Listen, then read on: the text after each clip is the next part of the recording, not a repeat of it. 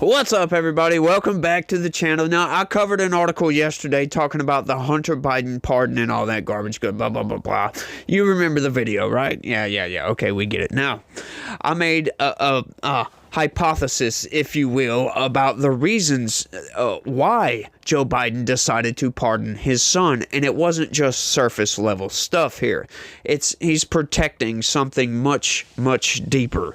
And I was filtering through my news this afternoon and came across this article from the Federalist, and I was just absolutely blown away that they pretty much concurred with everything I had to say in that thing. So let's go ahead and get into this thing, because it's a buckle up, Buttercup. That's all I'm gonna say. I'm gonna put it that way. Check this out, y'all.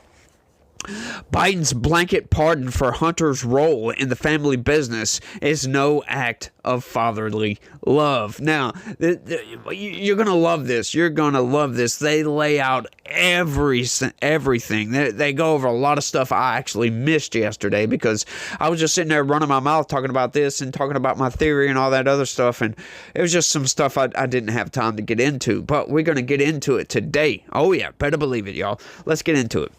When President Joe Biden pardoned his son Hunter on Sunday, breaking pledges to refrain from doing so, he tried to play it off as protecting his family, but he was really trying to protect the crooked family business. That is right.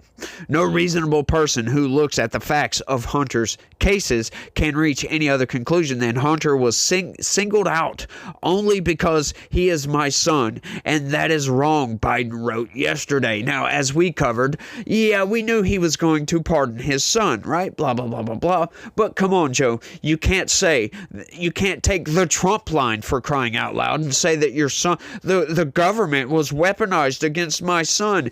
You're the sitting president, for goodness sakes, former vice president of all that, right? So you can't say that, because you're in charge of the Department of Justice. Yes. As a matter of fact, the president presides over all federal departments. That is what the president does. No, the president is not a legislator. They are not supposed to go and write up and make laws and pass legislation and all this stuff. They are there to enforce the laws that Congress makes. I'm sick and tired of hearing all these political arguments. Oh, well, look at Joe Biden's accomplishments. He done the CHIPS Act and this act and the American Rescue Plan. Legislation. Yeah, that's not the president's job, but we're not getting into that, right? Let's keep going. I hope Americans will understand why a father and a president would come to this decision. Yes, we do know why, and it's about to be all laid out for everybody to see, as a matter of fact. Evidence suggests the president's son was involved in trafficking, money laundering operating as an unregistered foreign agent, and peddling influence overseas from Ukraine to China. But he only pled guilty to tax charges with a maximum sentence of 17 years and was convicted of gun charges with a maximum sentence of 25 years. When Hunter pled guilty to the tax charges, contributors for the Federalist predicted that Biden would pardon his son after this month's election. This has since come true. Biden pardoned Hunter for charges including but not limited to those he faced in court, namely any offenses against the United States which he has committed or may have committed or taken part in during the period from January 1st, 2014 through December 1st, 2024. The first 2 years of this window overlap with Biden's time as vice president, during which Hunter engaged in a pay-to-play scheme involving the current president with Ukrainian natural gas company Burisma. Biden has rendered Hunter, the family broker for corrupt overseas deals, immune for his actions during the nearly 11 years from 2014 to 2024. This is a broader pardon than President Gerald Ford gave to former President Richard Nixon, which Biden vocally opposed at the time. Yes, imagine that. Joe Biden was a young senator when Richard Nixon was getting pardoned by Gerald Ford. In the 70s. Insanity, y'all. Just outright. That was before I was born, as a matter of fact. Make me feel a little bit younger than I do. I'll put it that way. In doing this, the president, or likely one of his handlers, is trying to keep incriminating evidence from the light of day so the family business can continue after his presidency. Since the Bidens have shown their preference for a lavish lifestyle, this blanket pardon secures the family business and, in turn, the family future. That is right. So, that's what I was pretty much positing yesterday. This was all a hoax. Everything with going after Hunter Biden was just a hoax for this pardon, as a matter of fact, because now Hunter is off the hook for all the Burisma stuff, all the CEFC stuff, all the overseas deals, all the impeachment investigation that the House was going through. As a matter of fact, that just flushes that right down the damn toilet, because that's what we were working up. They had pretty much gathered evidence of roughly $30 million worth of pay-to-play schemes going on between China, Ukraine, and a couple of other companies, blah, blah, blah. You get it, right? But that's what this was all about. It wasn't about pardoning his son, even though it, partly was, obviously, but the reason it dates back to 2014, right? That just shocked everybody. That was a major shock. How the hell can you do that, Joe Biden? It's just absurd. So now Hunter Biden is off the hook for when Donald Trump comes in office. That's what Joe Biden was worried about, as a matter of fact. Donald Trump coming in, opening up the taps, and opening up the DOJ, and allowing the prosecutions to find all the corrupt family business going on by Hunter Biden, James Biden, Jim Biden, the whole Biden family.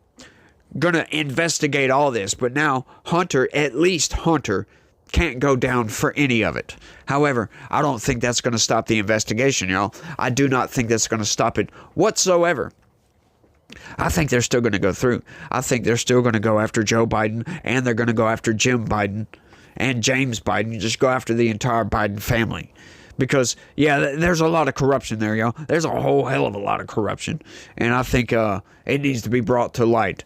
If it ruins Joe Biden's legacy, so be it. We need to figure out, we need it on paper, court documents, for crying out loud, that Joe Biden was the most corrupt president in United States history.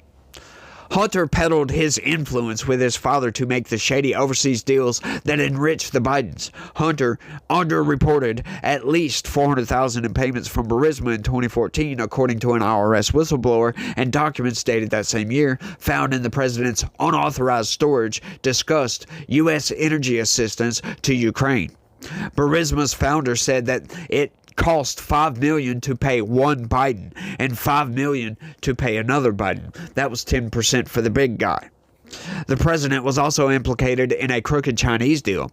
Hunter attempted to get his way by threatening a Chinese businessman that Biden, the man sitting next to me, might forever hold a grudge. The president's son also admitted earlier this year that Biden was the big guy, referenced in an email about a deal with a Chinese energy firm which brought in millions for the Biden family. Oh yeah, so Hunter Biden's going to be off the hook for this, right? We're not going to be able to go after Hunter Biden, which is sad, which is outright sad. But we can still just completely ruin Joe Biden's legacy. Outright. James Biden, the president's brother, is another prominent figure in the influence selling scheme.